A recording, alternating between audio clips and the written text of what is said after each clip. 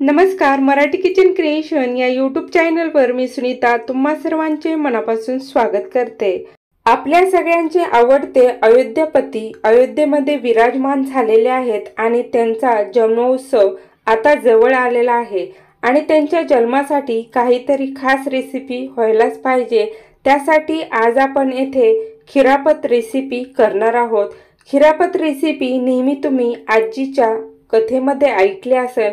खिरापत recipe ही पंचखाद्यापासून तयार केली जाते आणि अगदी झटपट साधी सोपी ही रेसिपी आहे, परंतु सणावारासाठी आणि प्रसादासाठी अतिशय खास अशी आहे।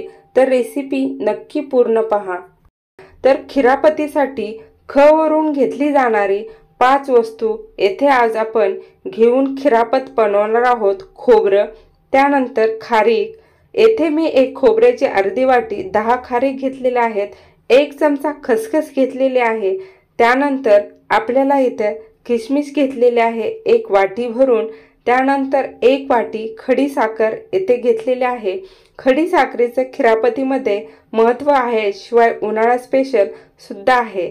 सर्वप्रथम येथे आपल्याला खारीक फोडून घ्यायची आहे। एक बत्ता घेऊन बत्त्याने येथे आपल्याला खारीक फोडून त्यामधली बी काढून घ्यायचं। अशाच पद्धतीने आपल्याला सर्व खारीक येथे फोडून घ्यायची आहे। येथे मी काळी खारीक घेतलेली आहे, तुमच्याकडे जर पिवळी असेल तर ती घेतली तरी चालेल। आता जर जास्त मोठे तुकडे असतील तर ते आपल्याला हाताने तोडून घ्यायचे। त्यानंतर एक किसणी आणि एक ताट घेऊन यावर आपण घेतलेली खोबऱ्याची वाटी आपल्याला किसून घ्यायची आहे। खोबरं आपल्याला छान मोठं असं किसून घ्यायचं आहे। हे पहा, या पद्धतीनेच आपण येथे सर्व खोबरं छान असं किसून घेणार आहोत। जेवढा काळा भाग कमी घेता येईल तेवढा कमी करायचा आहे। या पद्धतीने येथे आपलं सर्व खोबरं छान असं किसून झालेलं आहे। आता यानंतर यामधला एका साईडला जमा झालेला जो काळा भाग असतो ना, तो आपल्याला यामधून काढून टाकायचा आहे। हे पहा, एवढं खोबरं छान असं किसून झालं। एका साईडला काळा भाग जमा झालेला आहे, तो आपल्याला बाजूला काढून घ्यायचा आहे आणि ते आपण भाजीसाठी सुद्धा वापरू शकतो। या पद्धतीने सर्व खोबरं आपलं छान असं किसून झालं। आता गॅसवर एक कढई ठेवून त्यावर आपल्याला खोबरं लालसर होईपर्यंत भाजून घ्यायचं आहे।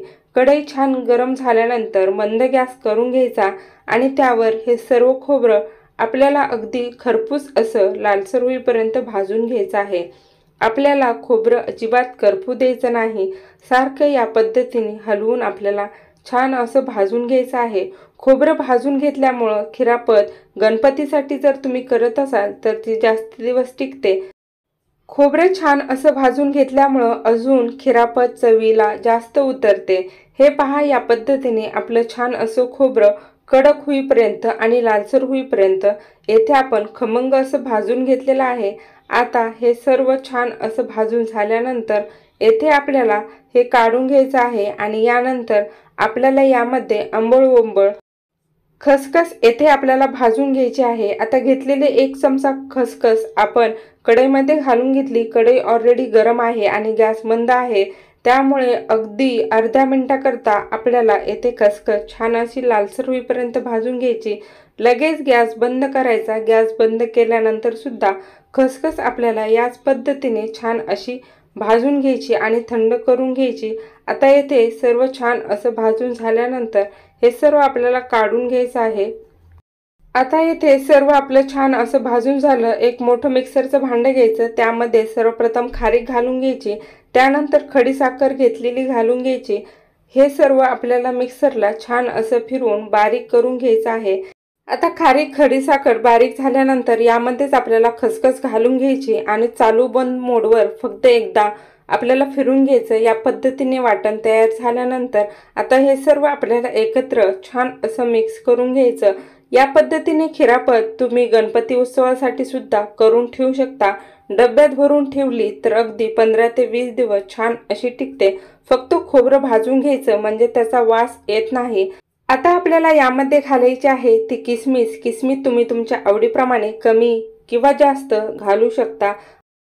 या पद्धतीने प्रत्येक उत्सवासाठी तुम्ही ही खिरापत रेसिपी प्रसाद म्हणून सुद्धा करू शकतो। लहानापासून थोरापर्यंत सगळ्यांची आवडते आहे, तर नक्की करून पहा। तर तुम्हाला आजची माझी ही रेसिपी कशी वाटली ते मला कमेंट करून नक्की सांगा। व्हिडिओ जर आवडला असेल तर लाईक, शेअर आणि आपल्या चॅनलला नक्की सबस्क्राईब करा। बेल बटन नक्की प्रेस करा। खा प्या आनंदी रहा, एकमेकाची काळजी घ्या। व्हिडिओ पाहिल्याबद्दल धन्यवाद।